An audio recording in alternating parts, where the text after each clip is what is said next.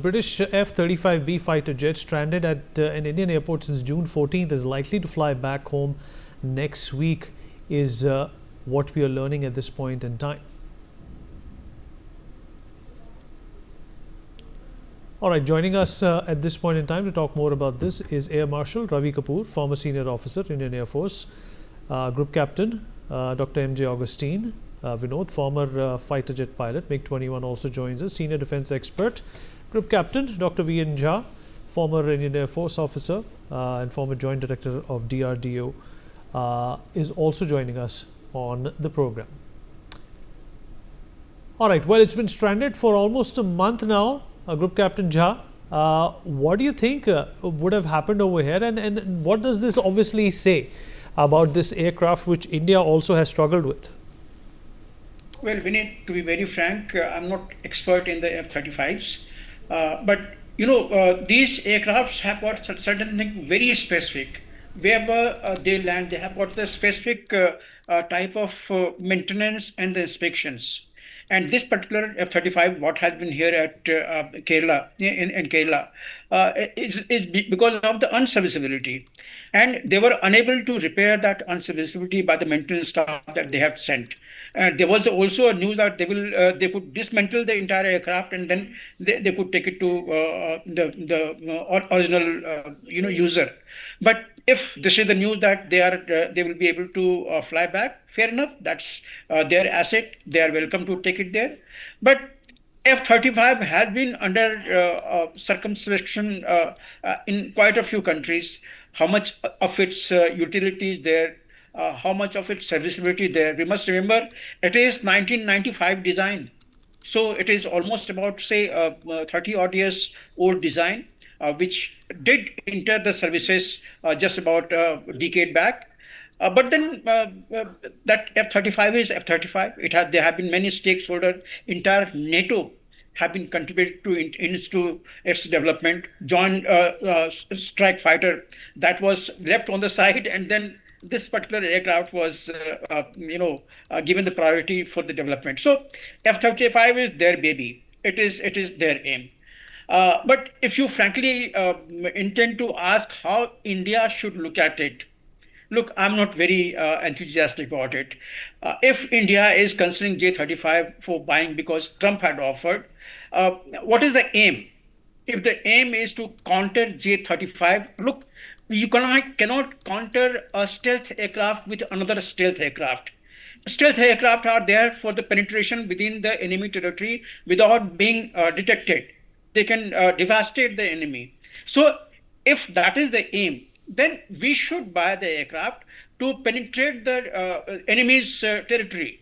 That is what it is there. So if J-35 is in your mind, then this is not the answer of buying F-35.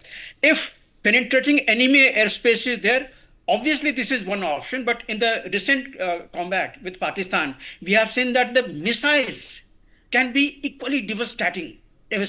So that option is already there with you.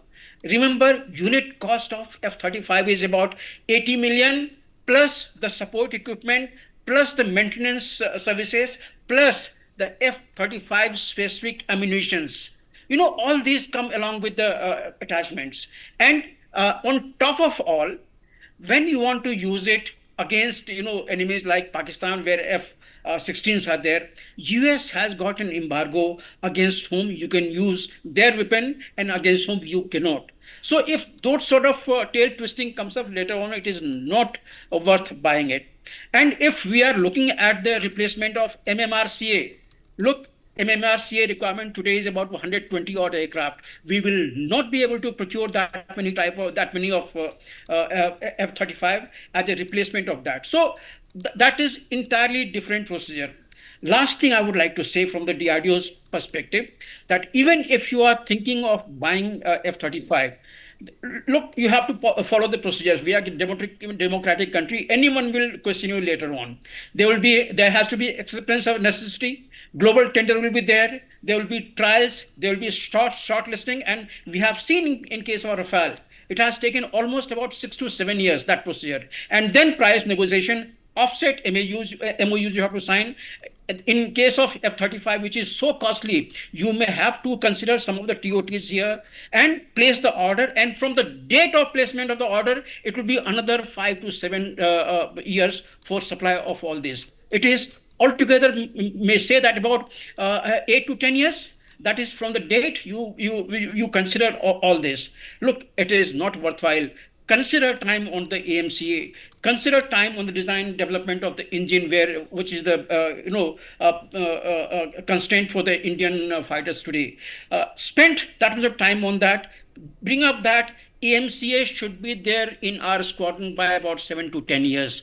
If priority is been given, if assistance of the roadblocks are given in that. So that is what I look at it. This particular F-35, which is held up there in the Kerala, is UK's asset. Let them take it. Vineet. All right, you're absolutely right about that. Group Captain Augustine, your thoughts on what's happening here, and how is this bad optics also? It's become a 35 has become butt of jokes out here. Two things which have become very, very clear. Firstly, however friendly you may consider UK to India be, their skepticism was on full display when we offered space inside the hangar, they didn't take it. And eventually they had to take it because of the inclement weather, where you can't repair the aircraft in situ in this time of the year, especially in southern part of India. It rains cats and dogs, and suddenly it is sunny, and once again the rain starts without any warning. So that is the kind of situation this particular aeroplane and this particular aeroplane ended up in. And everyone took a pot shot with memes, and probably the number of memes is that F-35 has had, outnumbers any memes any aeroplane ever produced, put together. That is one. And second is, it's a single engine fighter. So us as Indian Air Force looking at any single engine fighter for that matter is well out of the question.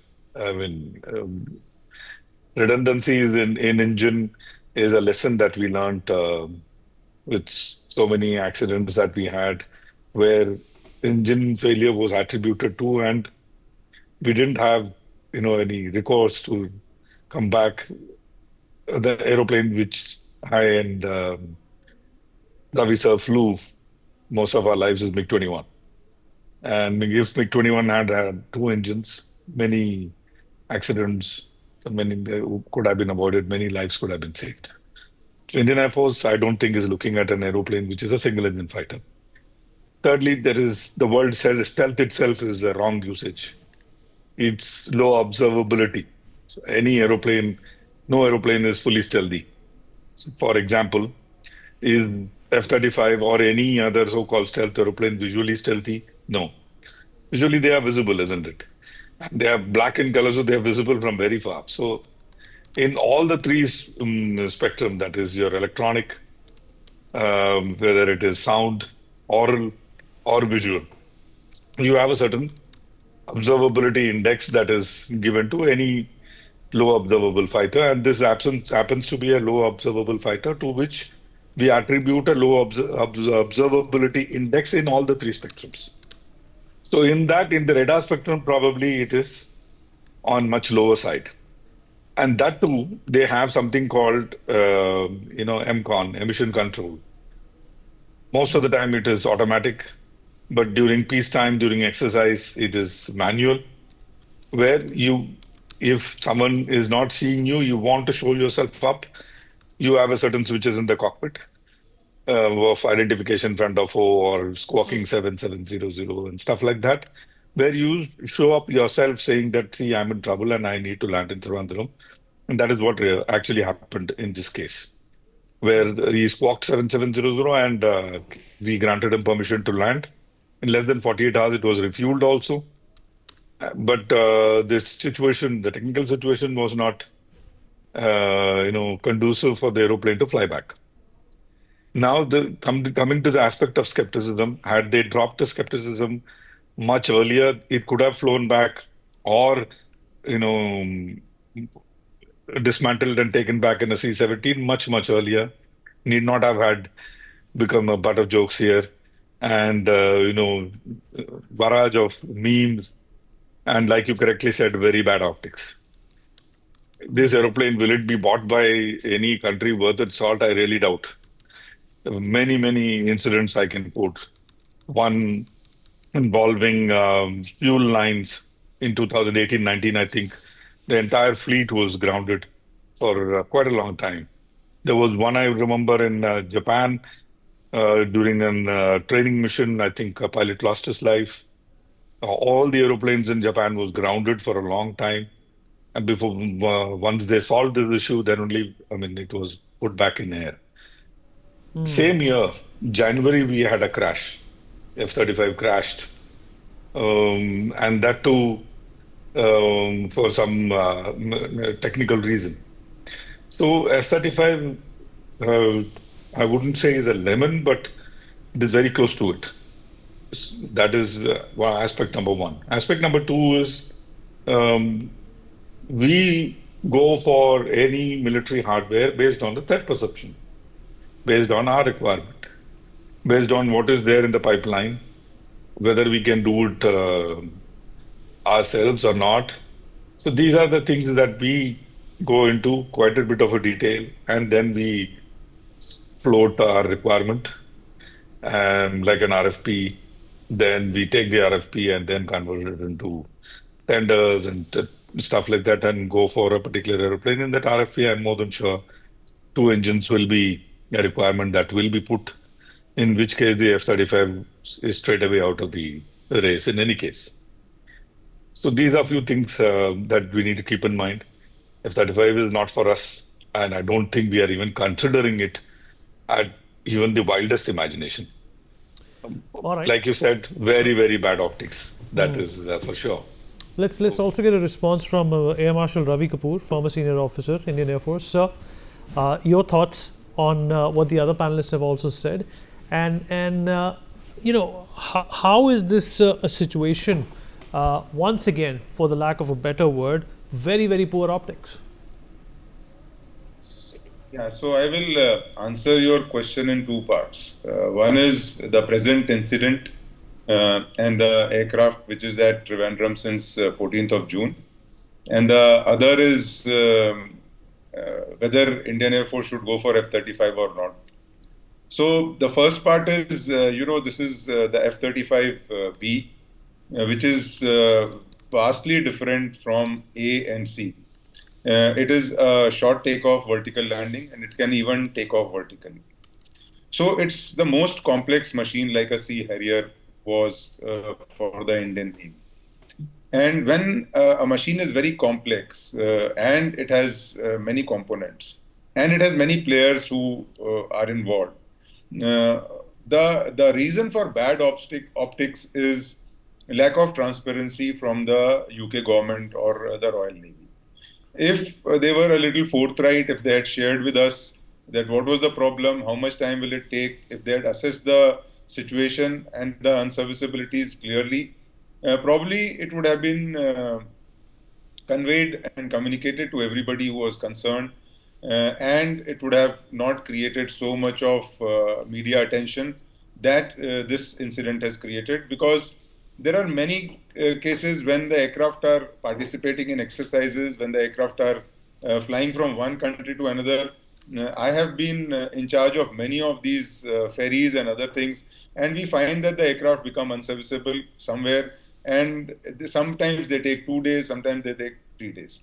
But what I want to bring out here first is that this is the most complex of the F-35 machines. Probably their estimation of the kind of unserviceability was a little lacking initially. The second part is the secretiveness. This is the most advanced fighter in the world, whether we like it or not. In terms of sensor fusion, in terms of everything else, electronics, avionics, it's the most advanced fighter. And it is kind of a crown jewel. And so I remember when I was the defense attaché in USA, and the Air Force chief came, I organized a visit for him to see the F-35. and they would not let him get into the cockpit. That is the kind of control it was exercised in 2014-15 when the aircraft has just entered service, and they want to continue with it because it is the most secretive kind of electronics. If the electronics and other software is known to anybody, then the entire capability of the aircraft is gone. So I think it is justified that the Royal Navy behaved in a very, very secretive manner, but their communication could have been better. All right. Now Appreciate the everybody other who joined point us. We've unfortunately run out of time. Thank you so much, everyone.